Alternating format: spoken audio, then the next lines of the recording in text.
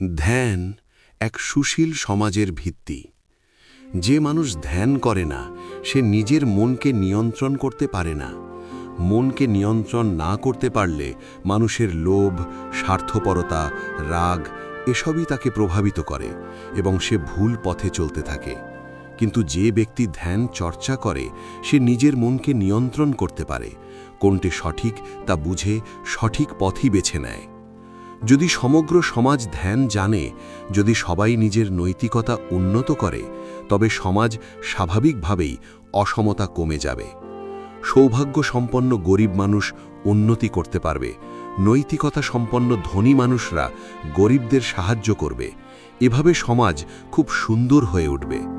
আমরা ধনীদের নিচে নামিয়ে দিই না, বরং গরিবদের ওপরে তুলতে সাহায্য করি। গরিবদের আমরা আগে তাদের নৈতিকতা উঁচু করে তুলি এবং ধনী যারা নৈতিকতা সম্পন্ন তারা হাত বাড়িয়ে গরিবদের উন্নতিতে সাহায্য করে।